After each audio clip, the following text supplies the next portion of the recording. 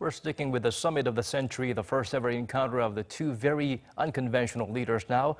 A businessman turned president eager to speak his mind and an enigmatic man in charge of a reclusive state. Meticulous attention is required. Everything has to be prepared beyond usual diplomatic protocol. Our Jung-hee sheds light on what to watch out for when the duo make contact. U.S. news magazine Politico and the New York Times laid out some of the seemingly trivial but not so trivial details that need settling before the first ever Pyongyang-Washington summit. Those points include how the two leaders will have their first encounter, especially their physical contact. Trump is famous for his aggressive handshake that sometimes pulls his counterpart off balance, while Kim Jong-un has shown some unexpectedly friendly gestures towards South Korean President Moon Jae-in at the past two summits, holding hands and some intense hugging. Another question is, will the flags of both North Korea and the U.S. appear at the photo session?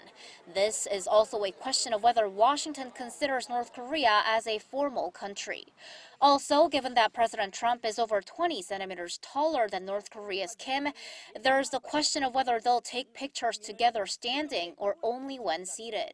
A North Korean leader does not want to look weak-kneed in front of his own people.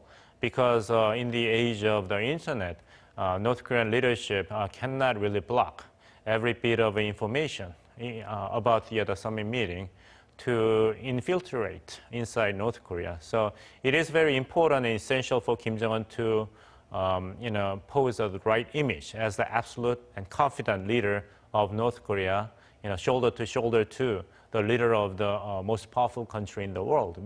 Then there's the menu and what the two leaders will toast with. Kim is known to enjoy wine, but Trump doesn't drink at all. The U.S. must also carefully choose President Trump's gift to Kim Jong-un so that it doesn't violate Washington's own sanctions on North Korea. But the most important point to watch will be, will Kim and Trump issue a joint communiqué? As the June 12th Singapore summit is expected to be the first of the many, a final and ultimate agreement on denuclearization may not happen this time. Still, what exactly the communiqué stipulates and whether the two sides will announce that they'll meet again in the future will determine the success of the summit.